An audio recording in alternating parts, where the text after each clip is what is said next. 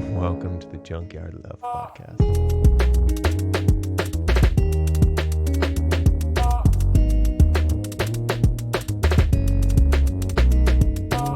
At what age do we learn how to have better conversations? At what age do we learn to have better conversations with ourselves?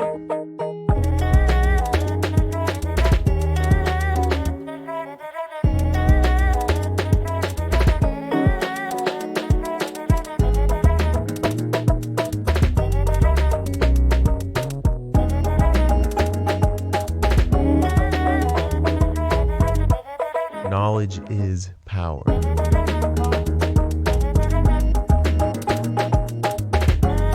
Reality is...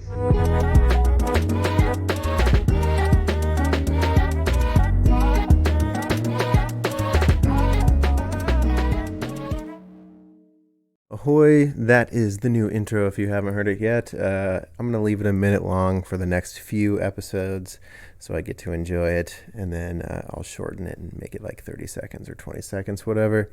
And then also what I'm going to start doing is mentioning some recommendations in the form of like TED Talks, books, articles, blogs, meditations, things that I'm always into, things that I'm always learning, that I can quickly drop in at the beginning of each episode. Just something for you to look into and maybe make your life a little bit better. So this TED Talk today I'm going to recommend is Breathe to Heal by Max Strom. It's 18 minutes and 33 seconds. It's on YouTube and it's fantastic. Enjoy the episode. Wieners? Mm-hmm. Does this sound better than before? Where's the echoey? Yeah, dude, audio. Oh, no, that's good. I should stop obsessing over This things sounds because good, this dude. just sounds fine. This is what it was before. Yeah, this sounds good. I had to dive deep and make sure that all the other things weren't tried first. So I just learned on the internet that there's 3 kinds of empathy: cognitive, emotional, and compassionate empathy.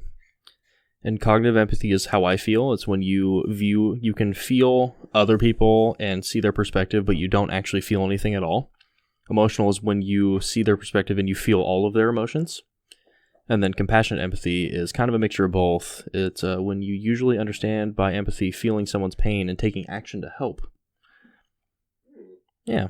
So you feel it, notice it, and then you step in to somehow mitigate or solve the problem that is causing this. And apparently, you need to find a balance between these things. Finding the balance. Cognitive empathy can often be considered under-emotional. Emotional empathy, by contrast, is over-emotional. In exercising compassionate empathy, we can find the right balance between logic and emotion. Okay. Why don't you give your... What would you define empathy as? Did you turn that off so it's not distracting? Yes. Nice. What would I define empathy as?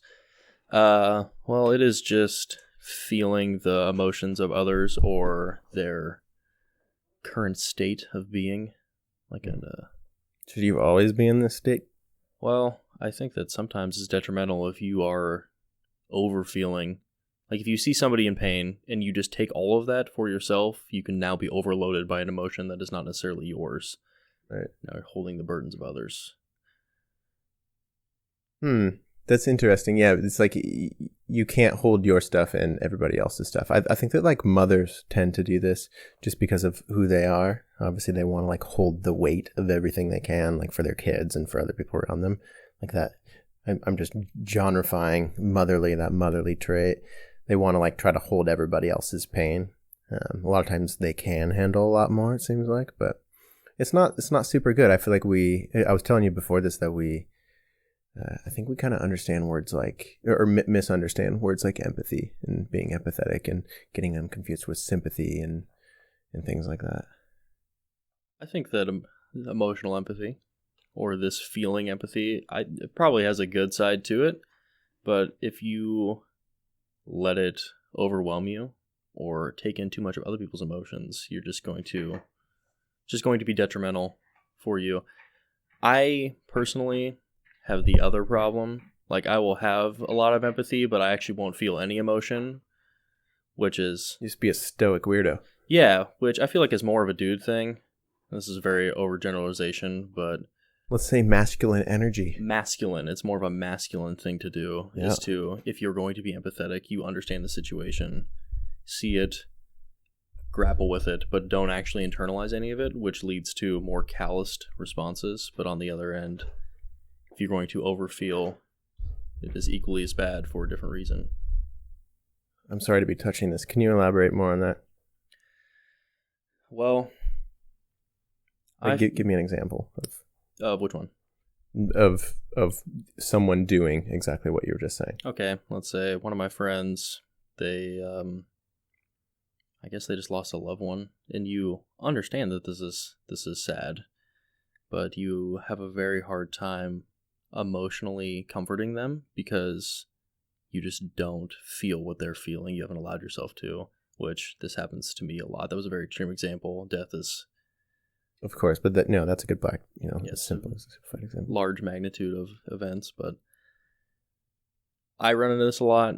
Like, very highly empathetic, but I am very extremely bad at comforting people because I just don't share their feelings. Do you think it comes across as like you not being sensitive, or you not? Sometimes when people aren't sharing exactly what we're feeling, they see it as like, are you heartless? Like, how are you not feeling exactly what I'm feeling? How is this not terrible? Yes, I mean, I've been characterized as not being sensitive, even by myself. Mm-hmm. So I feel like there's a balance between these two things. Like, in order to be a more effective person in interpersonal relationships, you definitely need to feel someone's emotion, but you can't let it overwhelm you.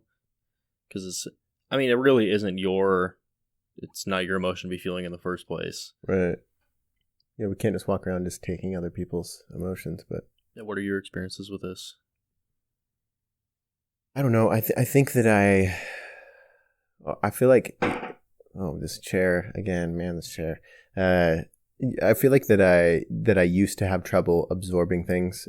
It would overwhelm me. Like when someone else was going through something, I would feel what I would call like, oh, so much humanity for them, so much sympathy, so much empathy, whatever it was in my brain. Like I'd almost feel it too. Like they're crying, like I want to cry too. Like, oh my gosh, it must hurt what you're going through. You almost want to like force your emotions to understand and work out what they're feeling just so you can like really sympathize with them. But sometimes it's bad, if you can't really learn how to sharpen that tool. And, sometimes you get overwhelmed with other people's emotions and it mixes in with yours and you're kind of like unsure of what you're even upset about. You just feel out of control in a sense. Do you think that's led you to be a more emotional person? I think I'm inherently more emotional. I think that if we're talking masculine, feminine, I think that I'm probably more feminine. I think that just like the nature of my upbringing, right? And I have 3 older sisters. I lived in a house with, I think, 7 to 9 women for a couple of years at a younger age. I think I'm just more in touch with my emotions. Seems like the worst sentence to say in the thing here, but I don't know.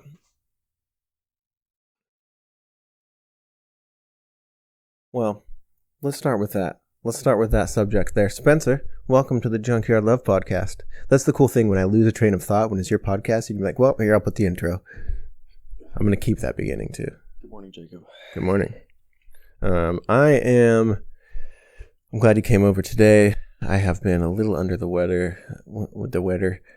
I've been under the weather, and I think it was, what did we decide it was? Gastronitis? I don't know, man. I don't want to label it. You're just sick. We just sick. You're just sick. Essentially, I've just not been feeling super great, and it's not good. So obviously, it's cool to notice, not cool, but it's interesting to notice when you're sick, your body's sick.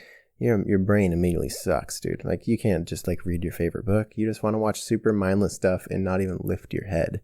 And that just tells you, it's just a reminder of like, man, your body is so connected to your brain, your thoughts. Like the fog that I've had the last couple of days. Like I'm like, man, I have like 6 podcast episodes to edit, and I'm gonna do this and I'm gonna do that, and I just like pretty much just smelled my own farts and uploaded 1 episode. That's about it. The last 3 days. So anyway. I'm feeling better now. I'm not just crying in my own tears of self-complaint which is what I tend to do when I'm sick, and that's awful. So when you're sick, listener, if you just complain a lot, just notice that you're doing that and don't do that. That's a note to myself a couple days ago. Spencer, we had a couple things we wrote down. Would you like to jump right into those? Well, empathy was one of them, if you want to elaborate on that, or if we covered that. I think we covered that. Okay. I think it is important for people to know empathy. Let's just end with that. Why is it important for people to know empathy in this world, like in this weird navigating society we have here? Well, you need to be able to relate to people and where they're coming from in general to actually develop interpersonal connections and have quality, not one-sided conversations. And do you feel when we misunderstand our empathetic mind and body, we instead actually just share their feelings? Like we're comforting them by like, okay, you're sad, I'm gonna feel sad too. Like you're gonna jump off the bridge, I'm gonna jump off the bridge with you. Are we just joining them in their feelings sometimes instead of like understanding them and really helping? Like, what does this person need? They need comfort, of course, but sometimes I think we just immediately match their feelings and sink right into that, call that sympathy. And I think that's not super good. Yeah, I think that you should feel it, but then take actions to try to mitigate it.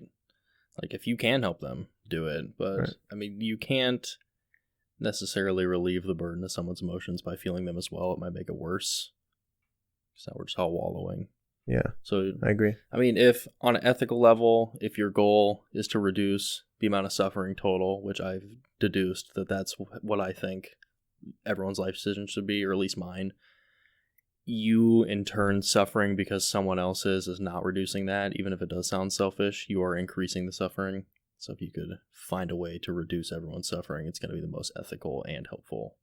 Right, yeah. If you just look at like, if there's a certain level of suffering total in the room, like don't even think about you or the other person in the room. Just think about the room itself. The suffering in general in there. Are you going to go add to it? Or are you going to go take away from it? How about that? Less would be good. Less would be good. I'll take less. Let's do less. I want to talk about projection. Projections. Yes. Oh, I like projectors. I got one time for Christmas. They're very bright. Mm-hmm. What I noticed, I was at a concert last weekend. Was it Led Zeppelin? Nickelback? Yeah, yes, both actually. Okay. Back to back. It was great. But so it was an electronic concert, and people are pretty boisterous there, and they make some pretty bold fashion choices. I saw a man in a thong. And I was just like super cool with it. I'm super cool with nudity. I think that everyone should be more cool with it. But I was thinking about how people would perceive that in accordance to if they would do that or not. So if you're a person that you would do that to get attention, you would assume that they're doing that to get attention because you're just projecting your shit onto them. But what if they're not? Like, this is not it's not a truth in the world necessarily. Like, we don't, as humans, you only navigate you, so you don't have true empathy. So you can't 100% live in someone's shoes and understand all the way why they do things, especially not off just seeing them. So we kind of, as humans, if we're not careful, just wander through the world and project all our dumb, bad shit onto other people. I think that a lot of people don't realize that they're doing it. Like so you said, you're like, I noticed that I saw this man, right? And then so did you immediately judge him in a negative way or not? You didn't? See, I don't care about it. Like, I've gone to a lot of these things, and I'm very fluid and open, so it didn't bug me. But right. I did think about, I don't know, it just sparked a thought. Like, this is a very flamboyant way to dress, and I would assume the reaction from some people would be like, he's doing this for attention. But you can't surmise that, and the only reason you jump to that conclusion, I mean, of course you take like real world data, and you know some people do that, but you also are projecting yourself onto that. Right.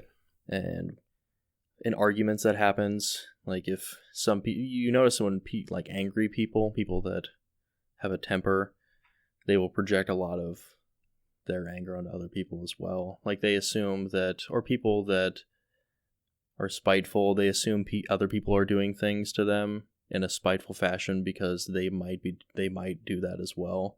And you kind of just get in this, you assume because all you have is you to judge or you to go off of, that other people are acting in ways because that's the way that you would. But that's not necessarily true. And I don't know, I didn't come to a conclusion on how to deal with this. I just had a large epiphany about it. Mm-hmm. Because we can't actually have true empathy. Like, you can't live in someone else's skin. So how do you mitigate this? And I guess judge less would be the conclusion. I think that the big thing there is like just the fact that you noticed it and then just continue to notice it. So if it's noticing that you're judging someone and then asking yourself, like, you know, what you did, like, you happen to notice, oh, this is where other people would obviously judge, and you wondered why to yourself. I think that when you see anything that anybody else is doing and there's a different state of being than walking around, doing what you're doing, enjoying your life, smelling your own air, like seeing the things that you want to see with your eyes, and walking around having judgments about people, whether they're good or bad. There's a way of going about your life where people are just walking past you. You're not noticing a man in a thong. You're like, that's just a dude who's doing something other than what I'm doing. And he keeps going. He doesn't even interrupt your thoughts. So judgment almost interrupts your thoughts. Like, it takes you out of what you're trying to do. If you're just trying to walk to the bathroom, what you're trying to do is walk to the bathroom, not have 6 different judgments about 6 different people who are wearing 6 different color thongs.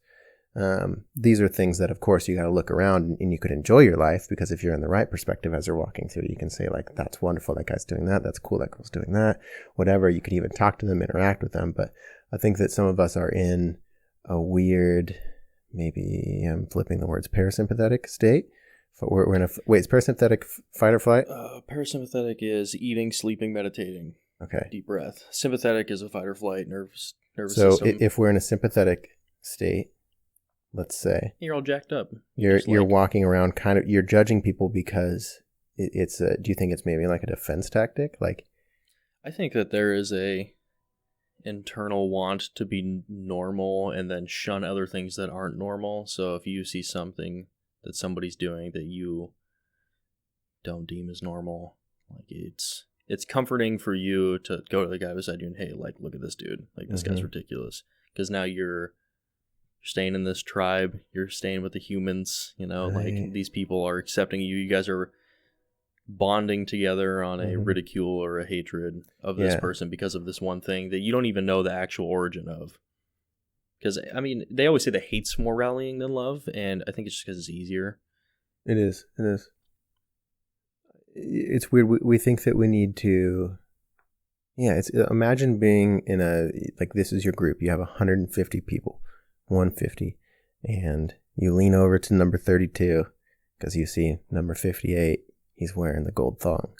And you're like, hey, 52, look at this guy. We're still going to do the shirt and tie thing, right? Right? And he's like, yeah, that guy's an idiot. And you're like, okay, yeah, we're still doing a shirt and tie thing, right? Like, you're just making sure, essentially, like, if you break this down to super primitive bullshit, seems like you're just making sure, like, hey, we're not all going to do that, because that, if I was doing that, that would mean this.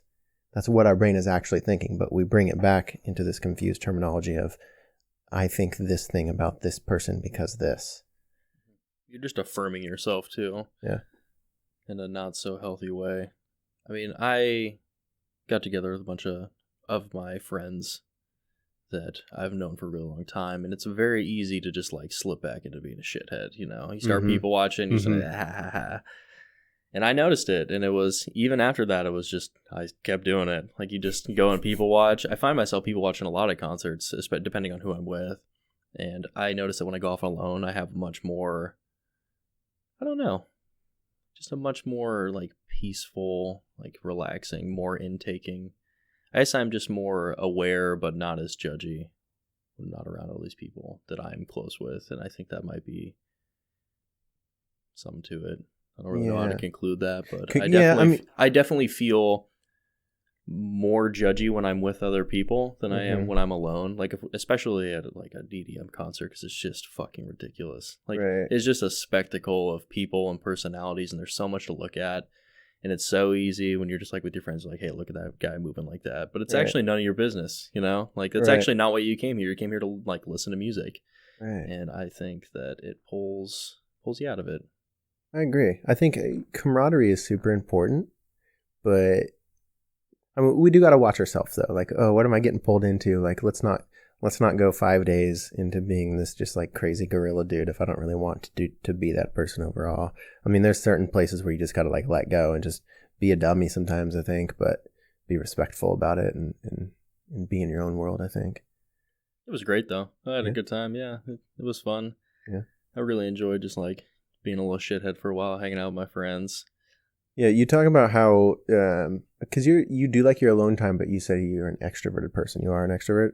Yeah, I'm extremely recharged by people Yeah. in general, but I also am recharged by being alone. Like, I need a 70-30 balance of this. Like, 70% of the time, I really like being around people. I really like, when I speak out loud, like the exertion of it, I really enjoy the feeling.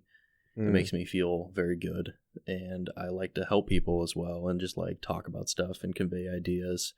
So interactions like that I really enjoy, but very like common interactions you have with people you don't know, I really don't enjoy at all. That it's just like a nagging harassment on being alive, or it's just not it's just not helpful at all.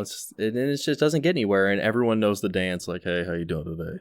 Mm-hmm. Oh, nice. And then you don't actually have anything that you know about that you have in common yet, and it's just, or it's somebody that you're fully aware that you're not going to get necessarily along with all the way, you're not on the same wavelength. I mean, and that's okay. Mm-hmm. Those just suck the life out of me.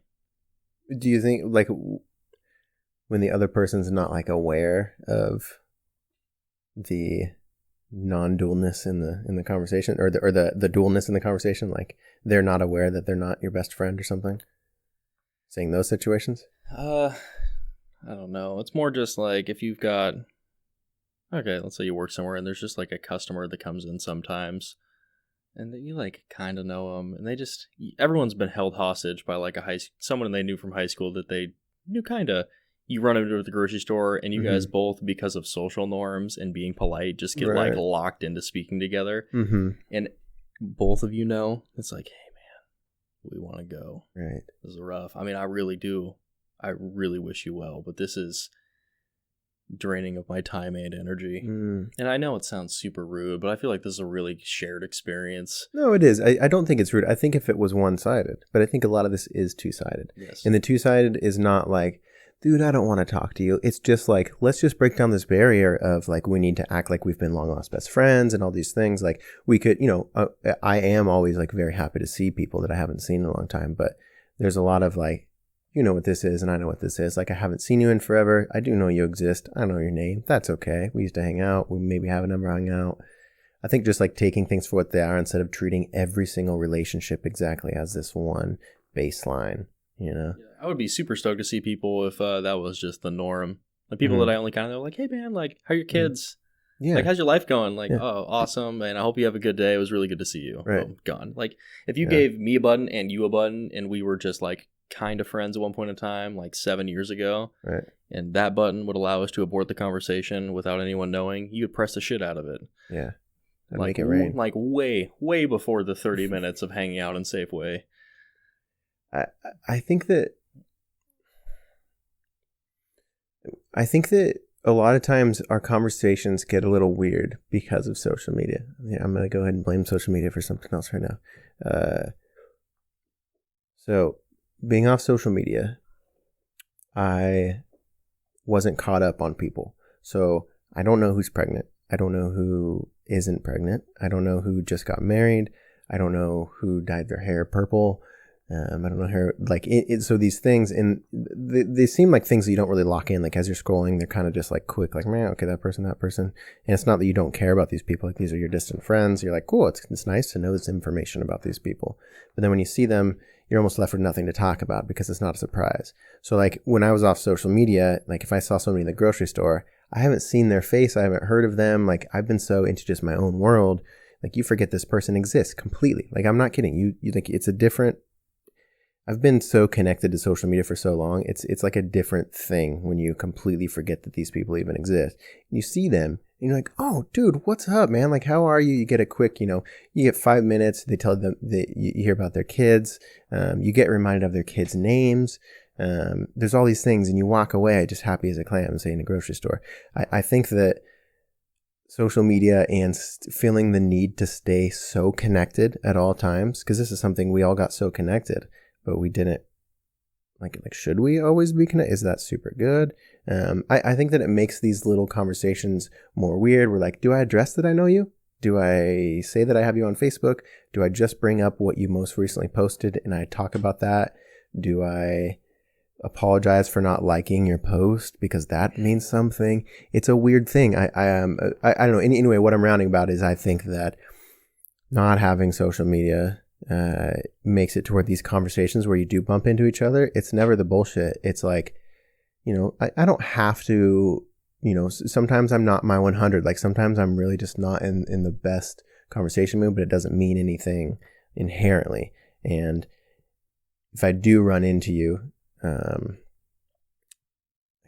I think just letting that genuine wonder and genuine thing pop up of like, I'm not trying to not go see someone at the store. I'm not trying to see someone at the store. I'm not even thinking that this person exists. These people exist. I'm living my life. And then if I do bump into this person, what a joyous occasion that I can represent and deal with when it comes along. And I'll tell you that most of the time it's been great. It's been genuine. It's honestly like, I'm like, dude, great to see you. It's a hug. It's like, I don't know everything about this person as I just walked away. They didn't have to give me all of their Facebook updates for the last year in a printout, and I had to read it while they just stood there in front of me. I just had a conversation with them, and that's all that it was. I think on the flip side of that too, though, I would say it's kind of contrary to what I just said, but 50% of the conversations I end up having I really do enjoy when I run into people, and I end up, this is kind of why I despise it too, because I will actually I value just personal interaction a lot, so I will spend way more time than I have speaking to this person. So now it's never that helpful for me, because if I want to talk to them, I end up talking too long and I don't have the time to. But then also with social media, you're secondhand connected to a bunch of people you wouldn't normally know. So, and you're like weird Twitter friends with them, Right. like you like their posts and you reply to each other sometimes, so you never meet them. But then if you run into them, you feel this weird pressure. You're like, I know this person? Kinda. It's like, I don't at all, though. But we're about to talk for a while, and it's not going to be super comfy. I think treating that as, honestly, I think as simple as like this conversation here, Spencer, like just noting it. Like, hey, guys, this exists. It's okay. We can it's not the end of the world to be kind of awkward for a second. And then just like, maybe you're going to stumble over like, hey, Cynthia, that's her name, right? Like what? And then you could just be like, oh yeah, okay, I don't know you totally. And then you just go on to whatever conversation happens. Like, don't let that awkwardness represent who you are. Like, don't be nervous. Cause I find myself, social anxiety, really kicks in for me a lot of times. I get very nervous. The question, you don't remember my name, do you? Like someone saying that to me it breaks my heart, because I'm like, please, not as much anymore, but it used to, because I'm like, dude, like that's not who I am. Like I don't mean it like that. I just have a lot of other things that I'm thinking about. I didn't fully remember your name. Like there's so many different reasons. It doesn't mean that I dislike you or my interactions with you are not genuine. Like I try to be present and mean what I say when I'm looking at people and interacting with them. It's not bullshit, but that doesn't mean that I can remember everybody's name, those sort of things. So I think this, man, address it, like letting those things be in the air, like for our age people, and just be like, dude, it's fucking okay that we have weird relationships with people because of the internet now that are extended for maybe longer than they would have been before. And we can keep them as that. Like we can deal with them as they come up and act normally. Damn, life's so weird. We live in a very odd time for communication. Yes. I really think that. It's just, we communicate so different than any other generation before us, and it leads to a lot of it. I mean, because there's no rules in any of this, Communication was pretty dialed in before the internet. Like everybody, there's a system. Everyone kind of knew how to navigate it. It's been going on for thousands of years, and then all of a sudden, boom, we're just all this hive mind together doing this big group think, but we don't actually know how to speak to each other at all. Groupthink, hive mind. What do you mean by words like that? So hive mind is like a big collective brain of thoughts, and it's kind of what the internet is. It's just like this collective consciousness of bound together brains creating one singular brain, like a hive of brains. So like a hive mind. Could you compare it to bees? Bees are obviously a hive situation. Yeah, I mean, they essentially they use like pheromones and scents to all communicate together, but they work in unison, essentially. Mm-hmm. Towards the one bigger goal to bring, to pollinate the... Yeah, to survive and whatnot. Right. So we're hive mind. We can have hive mind now, especially because we're all connected to the phone. The phone is touching our body at most times of the day. I mean, it's really just an extension of you at this point. Like, your social media is low-key an extension of you, whether you like it or not. I mean, that doesn't mean it portrays you, and I actually grapple with this a lot. Like, what is even the utility of this thing? Well, I think a good, even farther than that is, do we even all have to have social media? Like, why do you have social media? It's a super good question to ask yourself. I think about this all the time. Like, whenever I look at it, like, what's the goal? Like, I talk to everyone that I like to talk to already. Like, why do I need this? All my friends see all my photos because they were there most of the time. And the thing that I put up here and the image that I create on especially Instagram is the worst. It's the most curated, vapid, face value nonsense out of all of them. Because at least with... My favorite. It's also my favorite because it's pretty and it's got pictures and it's like, hey, look at me. But like, this doesn't actually portray who I am or any nuance of my being. So it's like a shitty advertisement for you. You know, this is not, it's just not you, really. It can't be. Even, like, especially if you keep pictures for a long time. Like, the pictures you posted 2 years ago, you probably cringe at really hard. And I do when I look at my social media. I'm like, this is not who I am at all. Like, I'm really, like, the caption that I put here, I don't like this photo. Like, I don't like how this is portraying me. Like, this whole thing is like this, though. And I feel like a lot of people also feel the same, I would assume. Like, this is not me. Why do I have this? What's the utility of this? I mean, it kind of blatantly shows what we're doing here anyway, though, if you think about it. Like, what is any of this you? Yeah. What is... I guess it's the same about projecting yourself, though. I mean, it's just like an ultra projection of you that's way more concrete than you actually projecting yourself to the world that more people can see. I mean, it's just an extension of the absurdity of being alive. You think that we're obsessed with wanting to preserve these things? We're obsessed with saying, like, no, this is me. It's our ego mind, like on the internet, saying this is as much me. If I make this person, that's who. If I make this person on social media amazing, then that will be me. That's me. Absolutely. Yeah, okay, when I was in middle school, I was a small kid. I was popular, got along with everyone, but I went to a small school. I knew everybody, and I wasn't like that guy. It was always just, I never felt that I got a lot of social attention, even though I probably did. I got way more than a lot of people, but I was never like, I want to be that guy. So when you get social media, you only post the pictures of you at music festivals, pictures of your car, pictures of you lifting weights, just like all the stuff. It's like, yeah, look at me. It's never any of the vulnerable moments, never you being sad at 4 a.m. It's just the perfect projection of your highlight reel so people say that you're awesome. That's what it was for me. I just want people to look at me. Right. I mean, that's what Instagram is. Dude, look at what this. Dude, it is. Remember in high school, you ever have like those end of year slideshows? Like someone just makes some like, it's probably like Good Riddance by Green Day. Nice. Or Sixpence Kiss Me, even in some cases. And it's just like, what we're trying to do with social media is we're just trying to have like a slideshow that's going all the time. And we're trying to make that represent who we are. And then it's like, do you need a slideshow? Why do you even have a slideshow? Is this... Well, you're getting validation from people you don't care about. But how do we realize that that's what it is? You know, like these are, we're being fed our own insecurities in a way sometimes. It just feels good. It's comfortable to just put all your stuff on the internet and be this person and flex super hard. Because it just doesn't show the vulnerability of being alive. And we kind of, I mean, you see it in rap culture. You just champion being like balling out, like being that guy. Like, it's very boisterous and in your face. And I feel like our generation was really like grown up on that as well. So even before social media, like the urge to be looked at was present in pop culture. And then this comes along and it's time to follow what we know. Like all these cool people that we idolize is what they do. They just flex as hard as they can. Right. Well, I mean, you notice a lot of them now, though. I mean, within the last probably 2 years. I mean, you've probably seen it in different ways too, even just following like even the EDM guys. Like a lot of people are unwinding a bit more and kind of realizing a lot of the same things. Like, wait, what is this? Like even famous people are like, this sucks. Like you know, Logic talks extensively in some of the H3 interviews about like social media. Like Mike Stud has a podcast now, and him and his boys mentioned that towards the beginning.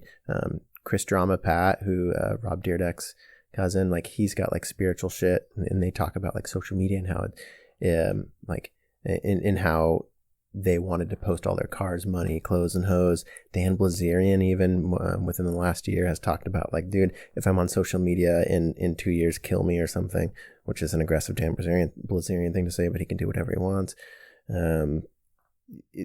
It's interesting. I think that the truth of the matter is of what I'm always trying to boil down with the social media thing, because it's kind of like, just why do you have it? You don't need it, and it's not incredibly beneficial. It's a hobby. It's something you do. You know, like some people on their free time when they're on the couch, they look up the latest golf balls that came out because they're a golfer, and they study extensively about that, or they follow a subreddit about golfing. They find some app about golfing because that's their passion. But what a lot of us do now, our hobby is following social media. Our hobby is now social media. Our hobby is making sure our slideshow is pristine and mean at all times, and we build our life around it. It's cool, and it is a cool thing that we can do. And there's like, when it comes to the business side and the monetary side of all these things, it's so sick. But I think that it's capturing us in ways that we didn't realize. Again, what you were just saying, like I guess just realizing why we have it. Like we've always had it, and it's like, of course I want a social media, it's cool. But then a couple years later, you're like, wait, why is this? What is this?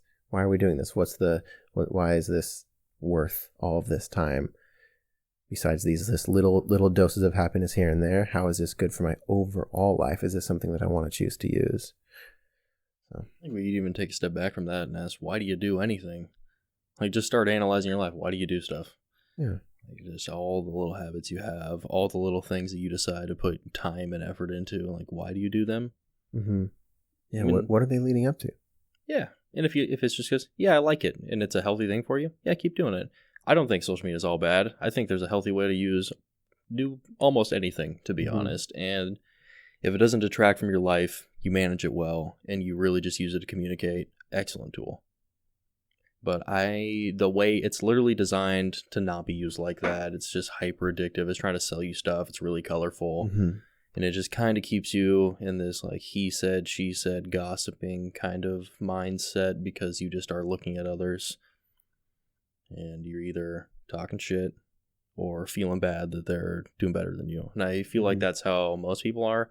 Social media has never actually emotionally detracted from me. It's actually, it makes me feel good. I'm on that side. Like, social media reaffirms the shit out of who I am. But a lot of people I know really detracts from their life because they just feel bad about their current situation, and I don't think that's good. Do you think that being on Facebook, when you wake up in the morning and you check Facebook and you see something that you really don't agree with, is that enough to activate your fight or flight? No, but I do think it really impacts your day, because when you wake up, you're in such a sensitive state to information, and just your brainwave state is just really receptive, and you're just a really sensitive being for a while. So people are often really grumpy in the morning and really like emotionally fragile and just, I guess, just soft. But if you wake up and you just get blasted with whatever someone's trying to tell you, it's mostly negative, because that's what gets clicks and sells stuff. I don't think it's helpful. I stopped looking at my phone in the morning, and it's made my life a lot better. Like, a lot of people will just sit and scroll for 40 minutes. Okay, here's what I mean. I'm gonna expand on that question that I asked you with an analogy, of course. Okay, so you're in your backyard. It doesn't matter if you just woke up or whatever. You have your phone in your hand, and your heart rate is slow. And which would be in what rate would you be in? If your heart rate's slow and you're calm, you're thinking clearly. Probably parasympathetic nervous state. Okay, and then you're chilling and you're fine. You're not really thinking about much. And then, corner of your eye, a wolf approaches you in your backyard, and it's far away. What happens then? You're in this calm state, and your heart rate's going to go up, right? Your heart rate picks up, your breath rate picks up, you become more acute, you feel your adrenals dump, so you become tense. Okay. You start to lock up. And you're thinking, what am I going to, like, I got to figure out what to do next. I have to run from this wolf. I have to fight him. I have to lay on the ground and put my head tucked in. I don't know what to do with wolves. I haven't read about wolves, whatever. And in the same sense, while these things are going on, you're in this, your heart's elevated. You're just thinking of, how do I survive this situation? Well, during those times, I would be willing to bet, and I think you'd probably agree with me, that your fingernails, the process in your body that makes your fingernails grow, pauses, stops. Because you're prioritizing other things. It's, do I need to run from this wolf? Or is this the ideal time to be sending whatever the fucking cells are that you send to your fingernails to make your fingernails grow? Whatever. Does that make sense to you? Yeah. Well, like, that actually, there's a lot of like more reasoning in that. Like you really hit the nail on the head when it comes to being like in a fight or flight state, because you stop digesting. Okay. That's why I think people have a lot of digestive issues, because they're always stressed, which puts you in a fight or flight. And you also, the prefrontal cortex of your brain, the big half in the front, just shuts off, and you just use your lower portion of the brain. So you actually don't. That's why standardized testing is really bad, because it puts kids in a stressful state, and the part of their brain that thinks well turns off because they're stressed. Mm-hmm. Dude, it seems so simple to me. Okay, so same thing. So there's this wolf here. Yes. Your heart rate's elevated. Your fingernails are not growing. You're not. Your poop situation isn't happening. Your stomach's in pain because you're not digesting. You're not doing these like slow, calm things that your body's always doing. You notice how when you get a cut on your finger in a couple days it heals? This is, your body's always, okay, I need to do this, prioritize this. Oh, it seems to be that there's a cut here. The pain indicates that. Your body, without you thinking of it, listener, do you remember sitting crisscross applesauce the last time you got a cut and saying, please heal my finger? No, you don't have to. Your body just does it when you're in the right state. So backing up this wolf situation, you're in your backyard, this wolf happening. Let's back up a step farther. This wolf is not here. So you're back to where you're in your backyard and you're calm. The wolf thing hasn't happened yet. You just backed up a few. Well, instead of the wolf coming, someone texts you on your phone. And that text says, I hate what you represent. Whoever you think you are, they're coming for it. And they're like, you're an idiot. DJs are total shit. They spit in the face of musicians, Jake. I hate DJs. They're crap. Here's why. I just get a text out of nowhere. It just says that. My heart rate, it's kind of picking up. Like, what do you mean? I am a DJ and you're insulting DJs, which means that you are insulting me. Again, the situation, there's no wolf still. There's no wolf at all. Your heart rate's picking up. And then I'm Twitter fingering back to him. I'm still in my backyard. My heart rate's picking up. Let's say I have 15 minutes of like responding. Even if I'm not like mad, I'm not like, fuck you, bro. I'm literally just defending myself. And I'm kind of I'm like, ugh, man, I'm glad I got that out. You know, that kind of intense, that, you gotta get this out. Like, they don't know about me, so I have to tell them about me. Do you think that is anywhere near at all the feeling that we're getting, people who take 15 minutes to be aggressive? Do you think that's anywhere comparable to this wolf approaching you? The feeling that we get, the let's say just from our body's perspective of like turning fight or flight on. Oh, it's the same thing. Your body doesn't know any difference, right, at all. To me, this is a profound thing to, I think, a lot of listeners. Yeah. I think that a lot of people do not realize that just even responding to text, reading shitty things on Facebook, seeing that this person just died, 24-hour news, all these things, they literally keep you locked into this fight or flight situation. There's a wolf following you at all times because of the shit that you think you need to fight. And the question is, are you going to feed it, though? Are you going to feed the wolf? So, okay, you can look at all these things, and you really just choose to get upset about it. Like, that guy texts you, hey, man, DJ suck. Do you care about that guy? If it's a dude you don't really care about, well, fuck that guy. His opinion doesn't matter. Right. Like, you can't let opinions of people that you don't care about affect you at all. So, having more fortitude and allowing what affects you and doesn't is definitely a piece of this, but also just not even looking at it helps as well. Right. Like, I would say 80 to 85% of social media is probably negative. I mean, even if they're memes, like, there's not a lot of positive memes. Like, jokes are pretty derogatory inherently, which is funny. I love jokes. They're great. I But love memes, too. memes are awesome. You can't live your whole existence just being a meme. You can't be a meme lord. You know, well, you can be a meme lord, but it's probably make not good that money being a satisfying. meme lord, I guess. Yeah, but the body doesn't know the difference between you getting in an argument and having a stress dump, or you are about to be eaten. It's the same exact response. Can we talk about the long-term effects that, like, just in your opinion, like, take a look at, like, Yes, like, let's say we have two people. This is just the most simple experiment ever. This person is in a fight or flight response because they get notifications every 15 minutes and it's enough for them to respond, or they watch the news or something, corner of their eye, every 15 to 20 minutes. It keeps them in. So person on the left, blue person, is their fight or flight because they're getting a lot of notifications. Person on the right, red person, over the course of 15 years, they both grow up. One person gets notifications and has Facebook, one person doesn't. Their health over the course of 15 years of, let's say in this analogy, every waking hour, their fight or flight is turned on. They're connected to social media because they have notifications from their phone and they're fairly popular in this situation. Okay. 15 years. So stress management has been my utmost important thing in training people and helping people. So this is going to be, I'm glad you asked. So let's, in this hypothetical situation, let's say that this person on social media, this is a massive stressor, because I'm assuming that some people it's not. So I'm just going to act like that's not a thing for this. So what happens when you get stressed? Your body's not in a state of healing. So sympathetic nervous system, fight or flight, action.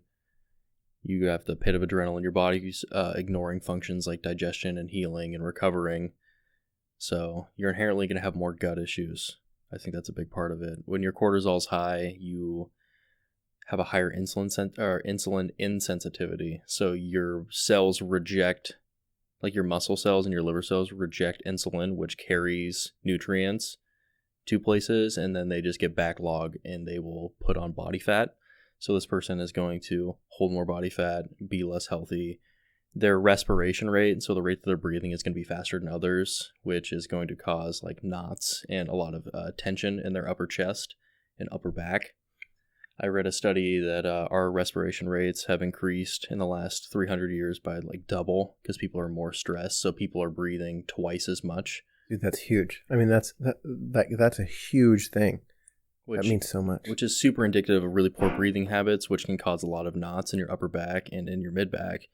I've actually seen people, when they do a lot of breath work and learn how to breathe correctly through their diaphragm, they stop having knots. Like all their adhesions in their back that they always get and all this neck pain just kind of goes away and their posture gets better.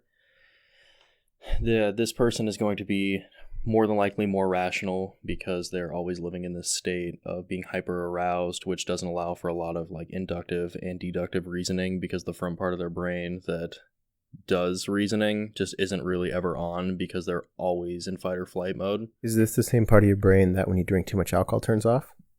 I don't know. I think it is. Or is it the hippocampus that? It turns your hippocampus off because that's what records memory, but it also increases your emotional output, which I don't know what side of the brain that is, but that's what alcohol does to you. All right. It's weird to just see. I see a little connection in the way that.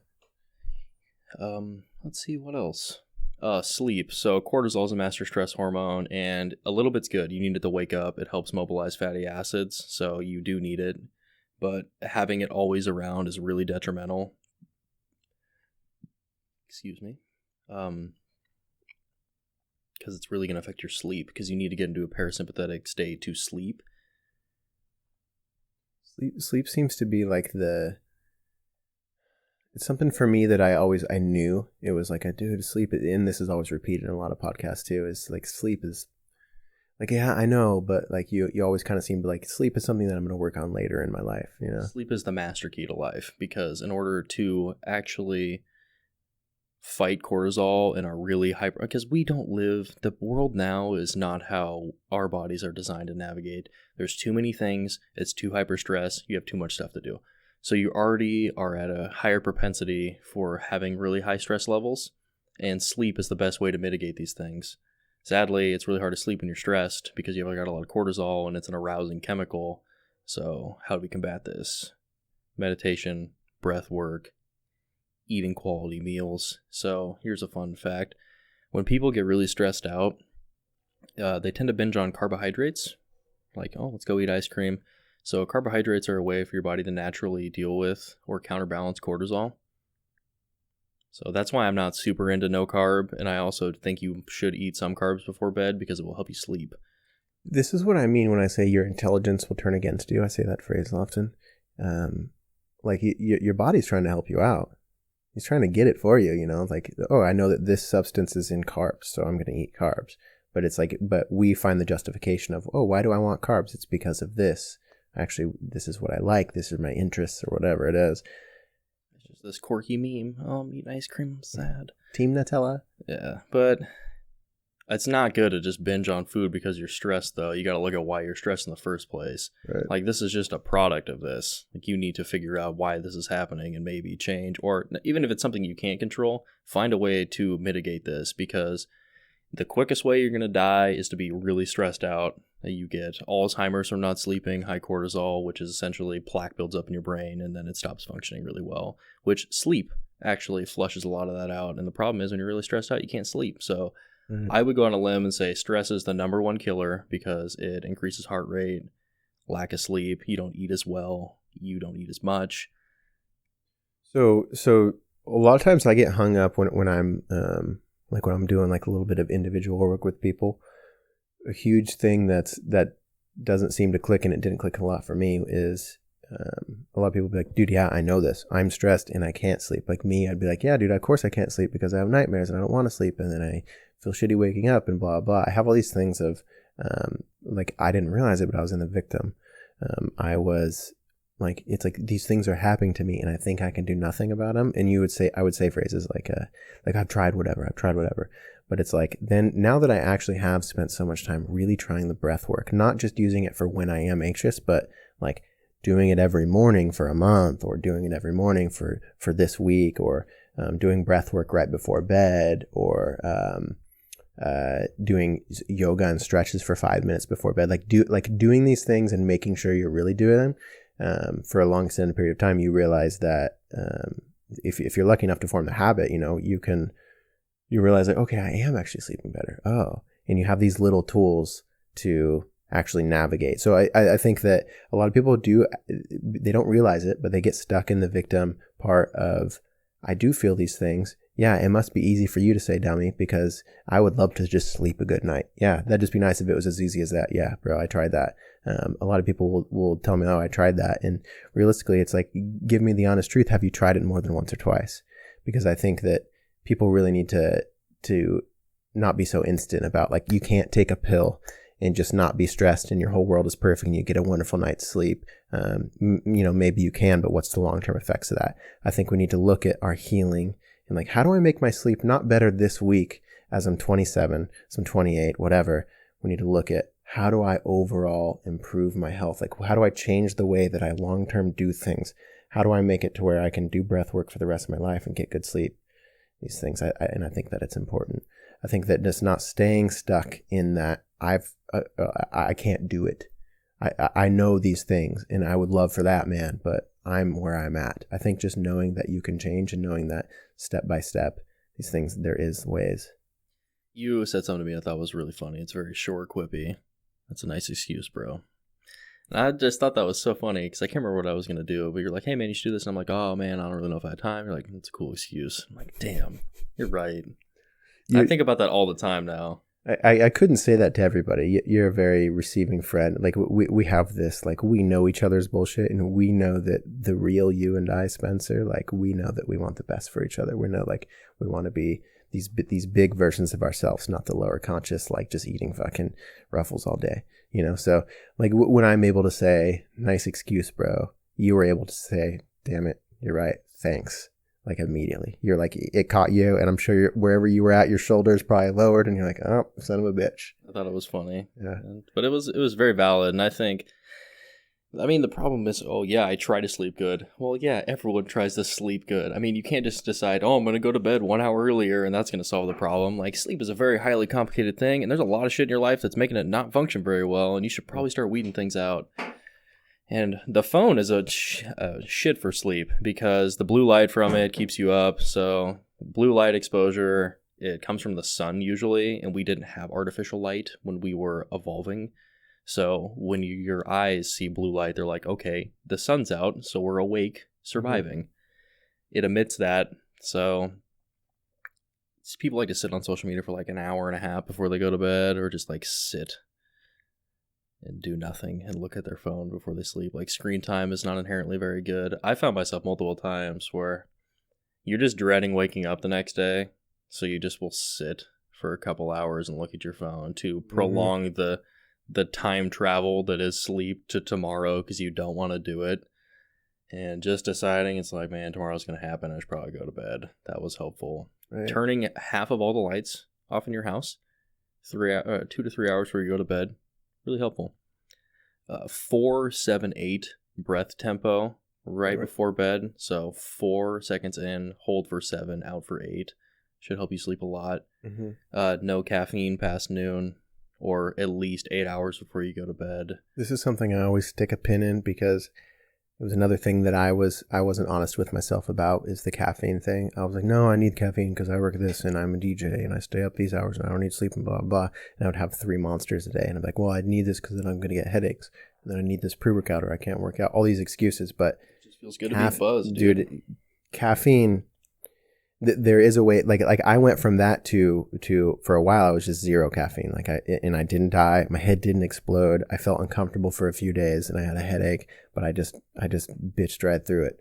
So yeah, when I was really depressed and anxious, I didn't drink caffeine for 5 months and nothing changed.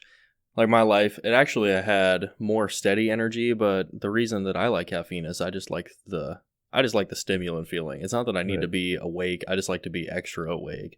So, and then I will find myself at like 7. I'm like, damn, I would love an energy drink because it would feel great, but I'm trying to sleep tonight.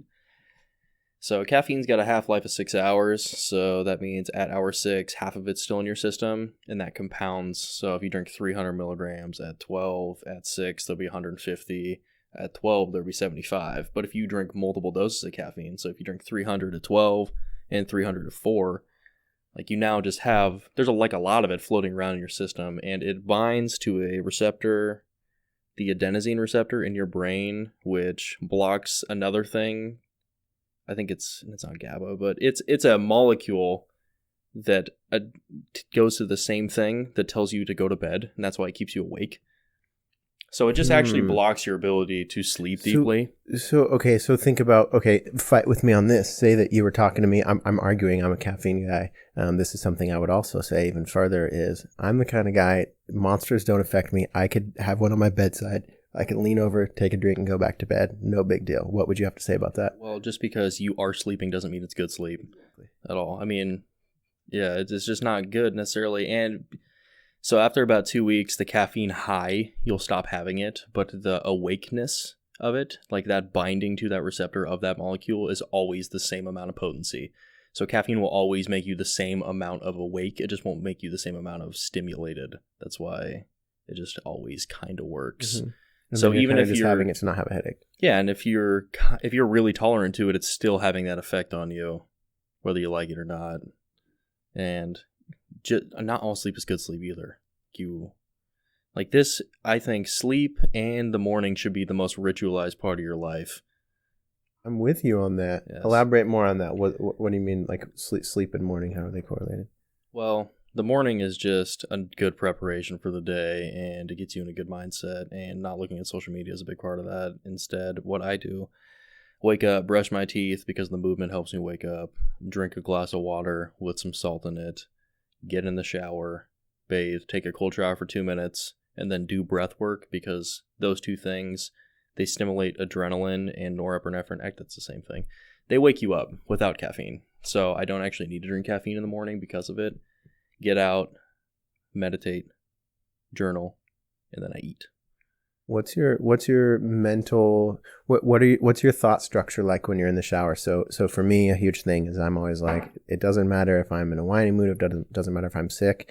When I turn the nozzle to cold, this is my affirmations of like, Jake, you're a good man, you're a strong man, you can do this. Who are you? Like it's my like Tony Robbins 2-minute moment, 5-minute moment, because I do my regular shower and then have my 2 to 5 minutes afterwards just as well. What's your mind like during this? Because inevitably what you want to do is like, oh my God, it's cold, and you want to clench up and you want to take that big, but what you want to be telling your mind, like, don't take that big breath, just remain calm, keep your shoulders relaxed. You want to be telling yourself good thoughts too. What do you say, Spencer? Well, first off, this is cold. And suck it up, Buttercup. It's just like how, you got to lift some days and you don't want to. It's like, man, suck it up, bitch. This is what you do. Mm-hmm. Come on, lady. Yeah, you flip that to cold, and I'll just try to focus on the actual sensation of it on my skin rather than I'm cold, and that helps a lot. The sensation, instead of feeling like this is cold, I know what cold is, saying like, what is the feeling of cold, right? Yeah, it's just like meditating. It's so cold that you can't even think about anything else. So instead of feeling like, oh, I'm freezing, I want to get out, I just like try to only focus on my actual bodily experience and not put any mental effort into it and just be stimulated by it. Right. I actually really enjoy taking cold showers. The pipes have been getting cold because it's winter and it's been a little rough, but I do it every single morning. Super cool. Yeah, it's funny. It's something that I've probably been doing for a year and a half. I mean, at least a year now. And it's something that it doesn't even, it's a subconscious thing. I just turn the water to cold at the end of my shower. Like there is a couple times where sometimes I'll get out of the shower if I'm like, not at my home, or I'll like take a hotel shower or something and I'll get out and, I wouldn't have, it's almost like my body's like, what are you doing? You didn't do the cold thing, because I'll forget and I'll honestly get back in and do it cold really quick before drying off if I had forgotten, because it's an enjoyable thing. So listener, if it seems kind of crazy and you're like, why would I want to be uncomfortable doing a cold shower? What's the benefit of that in the morning? There's plenty of benefits. You can research those for days and days, but two advocates here, Spencer and I, it does get better and it becomes something that you enjoy. And I think that making sure you insert either a present moment, like just feel the water on your skin, concentrate on your breath perhaps, or even like I do sometimes, be that Tony Robbins, be that cheerleader, be like, come on, man, you're a beast. What are you going to do today? All right, cool. We're going to tackle it. We're going to kick ass. We're going to smell super good because we just took a shower doing it. Whatever you got to do, just like hype yourself up, be your hype man every morning, and think about how your day is going to be, how you're going to approach your problems with that mindset versus arguing about someone who is the opposite side of the political spectrum than you for 35 minutes during your morning cup of coffee on Facebook. Just wondering how your day is going to be different. Maybe a little, I would assume. Maybe a little. And then the nighttime, this is your time to wind down. I had a client, this is a business owner, one of the most high stress people I've ever met in my whole life. And I'm like, man, you gotta wind down. Like, you can't just go home like this and go to bed. Like, if you just will take the time for like 30 minutes and just relax, set the phone down, just breathe for a while, like drink some water, enjoy yourself, just enjoy doing nothing, maybe reflect a little, like you're going to sleep a lot better. Yeah, I mean, kind of like we talk about in BPAC says the same thing, like just going on a walk is sometimes, sometimes what's more important than I need to get to bed right the fuck now is, instead of getting 30 minutes of laying in bed on your phone trying to get tired because you needed to get to bed right now, what if you took 30 minutes of not going to bed, but just winding down and maybe slowly doing the dishes or slowly taking a short walk in your own home by yourself, or journaling or something, finding some way to wind down. Spencer, what are some other ways that you find to wind down? Well, I never get really wound up, so I have the gift. I think everybody would say that, though. No, I really am not that wound up, though. Like, I could sleep at basically any moment. I wear a watch that tracks on my sleep and the average sleep latency, so how long it takes you to go to bed is like 20 minutes. Mine's like 1 to 2. Like That's how Shaylee is. like too. I could just lay down and go to bed whenever I want. It's never been a problem. But after wearing this, I realized that my sleep quality is not super great. Well, okay, not even that. My quality's good, but I just don't sleep long enough. I'm sleeping less time than I think because I was calculating time in bed as time sleeping, and I would spend about an hour in the morning just laying around, and I would spend about just like 30 minutes like laying around, like looking at my phone or whatever. So I was actually getting like 1 to 2 hours less sleep than I thought. I think that another thing, adding your phone to just your brain's view of your bedroom. I don't really fuck with my phone in the bedroom anymore. It's not a strict. I'm not insane about it. It's not like the phone is never in the bedroom, but I pretty much just use that room to sleep. And so what in my reasoning for that is a thing that I tell myself. I'm like, dude, if you're in this room, you're sleeping. Like if you ain't making the bed or you're not just like saying good morning to Shaylee, whatever it is, you're sleeping. It's a sanctuary. And I think that I'm granted that like my home here is big enough to where I have plenty of other places to do things, but even if you just have a 1-bedroom apartment, a studio, whatever it is, maybe just make it to where like you make your bed in the morning and just make a rule for yourself. Like I don't touch my phone in the bed unless I'm double checking my alarms and then I'm putting it away or whatever. But don't sit on your bed and text. Don't like maybe find a chair that if you want to be in your room and text or be on your phone or whatever, just try to like do little things like it's kind of being nice to your brain and trying to maybe even like work in that placebo, try it out. Just be like, when I'm in my room, I don't touch my phone and my bed. They do not combine. It's just a rule that I have. You just don't make a habit of it. I mean, because your life is just dictated by habits in general. And if you make a habit to not do that, you won't. I'm going to go out some woo-woo stuff that I just can't empirically prove at all, but I'm pretty sure this affects you. Wi-Fi signals are radio waves, and your brain works on frequencies, and I don't think it's probably that helpful to have them on when you're sleeping, so unplug your router. Also, your phone lets off EMF frequencies, which can really affect just your natural circadian rhythm and your output. I've seen other people do this. This is just like a little gym experiment. You have your phone flat on your skin, and from what I've noticed, I can't prove any of this, is that I have less work output. And BPAC said the same thing. That's actually why I tried this. Like he has worse sets if his phone's touching his skin. So if you're going to have it in your bedroom, at least put it on airplane mode. Well, maybe that's something that we can all perform, like just sit like, you don't have to just believe it just because we're just some dudes talking about it. Try it out. Maybe try little areas of your, like whatever other people's version of working out while touching their phone. Like try to have an intuitive 10-minute conversation with your phone just in your hand, not looking at it, just hanging by your right side versus your phone not touching you at all. Dude, sometimes I notice even just the distraction of it must be our subconscious, like, oh, I know my phone's over here. Sometimes when I meditate in the morning, I have to chuck my phone all the way across the room, even if I'm using an app or something, because I don't want, if I do any sort of open eye meditation, I don't want the corner of my eye to catch my phone and try to be like, why is a reason why Jake needs to feel dopamine right now? And in your brain, we'll find a reason to grab that phone. So you were talking about he just has sitting on his lap. Yeah, so in his pocket. Okay, yeah, right. In his pocket. I just think that I know that we're very highly sensitive to a lot of things that we're not aware of because they're not necessarily tangible. And it's probably kind of just like how people born by power plants, a lot of them will get like terrible cancer, or if you're like by a power station. Like these things are emitting some form of energy or frequency, and it's probably affecting you. I can't tell you what 100% is, but I would bet my life on it. This is affecting you in some way. Mm-hmm. And it definitely affects sleep for a myriad of reasons. So get an alarm clock.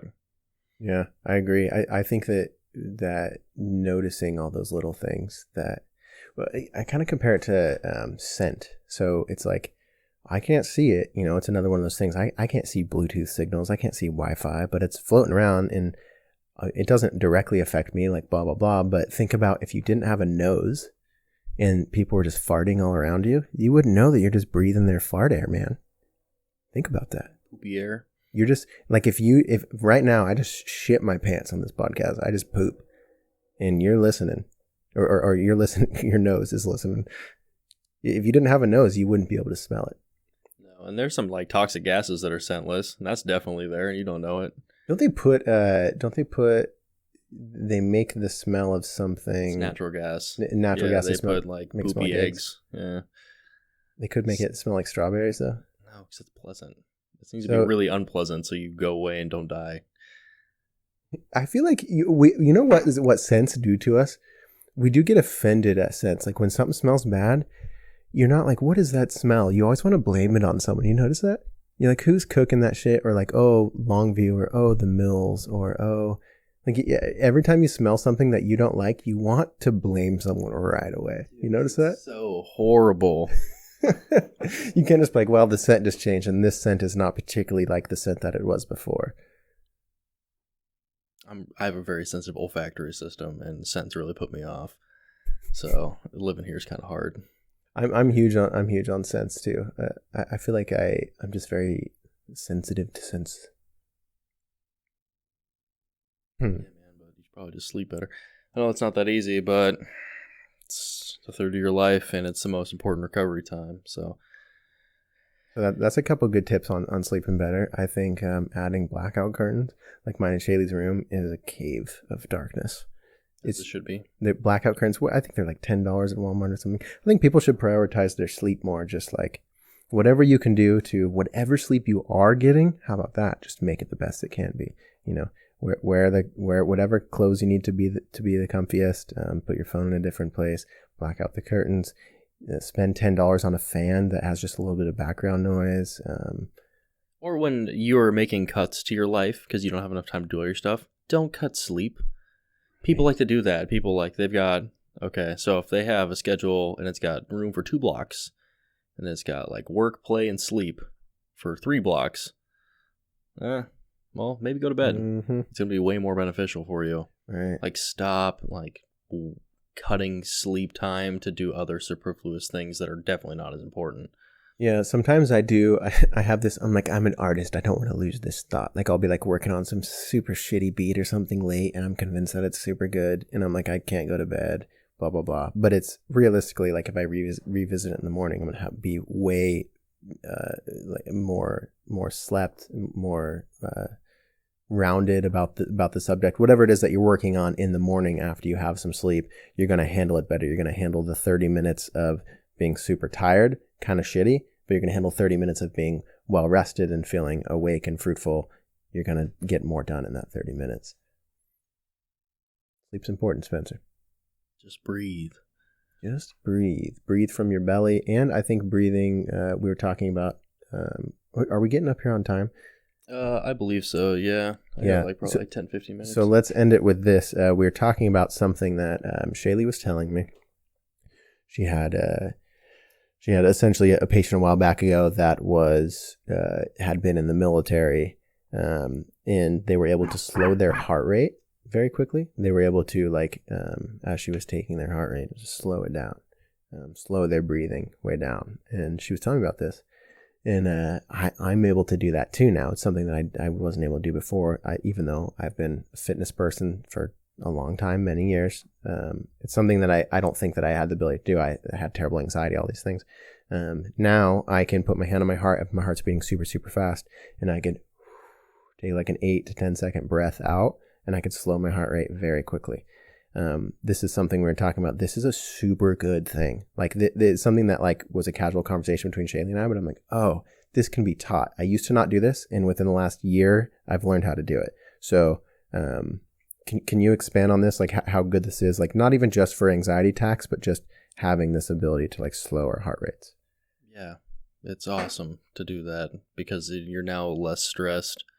I mean, deep breaths put you in a parasympathetic nervous state, which is healing, feeding, feeling. It's nice and, well, it's just regenerative, and it's not where people usually are because they're stressed out. So, like snipers will reduce their heart rate, or like ninjas would reduce their heart rate to almost like nothing to appear dead. Yes, it's very cool. So short, you can also do it both ways too. Like if you want to get real excited for like a sporting event or like a lift, like quick in, quick out, quick in, quick out. You want nice, slow pulling inhale and then an even slower exhale. Even hold it for a couple seconds at the top. For like going to bed, 4 in, 7 hold, 8 out is really going to drive you to sleep. I really like that one. There's a TED talk actually on this. I don't remember. It's something about search TED Talks and breath. Dude, the breath is the forgotten art. So in Tai Chi, Chi is breath. It's breath energy. Mhm. Like people like to think it's like this metaphysical, like magic. It's just the utilization of breath to output more force. Because they know if they could lock down on their diaphragm and control this breath, they could output more force. So Right. the ability to control the breath, I mean, it's something you do a lot. You breathe a lot, and it's Mhm. just it's an autonomic thing, so we don't put a lot of stock into it. It's kind of the first thing you ever did, if you think about it, when you got out the vag canal. Out of the womb. You just took a big old breath of air. I just think Crying. that if you're trying to solve problems, just keep following it back. Like, what's the problem? What's the problem? When did it start? When did it start? I mean, go all the way back. First thing we did was breath. I'm making connections that don't really exist, but Well, nobody taught us how to breathe or focus. yeah, you just did it. Yeah. But we live in such a complicated time that now we're actually having to be like, oh, we moved so quickly that we have to like, oh, what did we used to do to make sure we're balancing these things? It's something that we didn't realize we'd ever have to do probably as a species, but these are things that we need to connect with our more primitive things and learn about them. So breath work is something that you need to be patient with. It does have instant effects. Like you can do it your first time and have like, wow, I feel calm. But I'm building, you kind of change the way you breathe. I breathe more from my belly rather than my chest now. And I'm also, through like singing stuff, the muscles around breathing in your throat, and they change. There's all these little micro muscles, however that works, are changing and strengthening in different ways. I think just continually doing these, like I can't imagine the long-term effects of continuing all this breath work. I think it's just going to be great for inflammation, for all these things. I did Wim Hof breathing method before I ran like 3 miles the other day, and it was I was pretty far into it before I started feeling as if I needed to take deeper breaths. Like I did Wim Hof breathing and pretty much like stood up and got my like obviously mental clarity and made sure I wasn't going to like faint or anything, and just started running. And I was able to run for quite a while in like just a normal, just in and out on an even in and out breath until I had to start like, okay, I'm getting more tired. I need to extend my breath or change it up. I will say, if you want to calm down, Wim Hof breathing is not the go-to. Oh yeah, actually, No. yeah. That's a very excitatory breath work, or like fire, Yes. like fire breathing or like dragon's breath is another technique. Excitatory. Yes. Like you use I it to agree. wake up. You don't use that to go down. Yeah, in first timers who haven't done any breath work, don't do Wim Hof breathing and then go for a run. That's dumb. You might pass out, so just like sit. Yeah. But it is a cool thing. Eventually, like I said, I've been doing it for a while. It's things that I've like looked into. It's cool. It's fun. It's enjoyable. Yeah, but see, this is a good example though, because you can do this, get really excited, perform really well, but you could also use breath to go to sleep. Like this is just being able. This is the ultimate tool in the toolbox that's free, and it's not that hard. You just must. And also, people breathe poorly, and they use their upper trap and neck muscles to pull their ribs up out of the way of their lungs, and it causes neck tension. So most of people's knots are from breathing poorly, and if they would start to breathe better, their posture and pain would go away. Right. Okay. And then one thing I do want to end on, because did I tell you that I did the deprivation tank? I texted you, I think. No, you did not tell me that. I did. I did the sensory deprivation tank. We'll end here because we got to get going here. But when it comes to neck, I actually had it my first time. There's a place called Forever Float in Longview. Yeah, I heard about it. Yeah, the gentleman, I think his name was Dave. I'll have to recall that correctly. But he was very nice. He told us all about it. It was a very comfortable and clean place.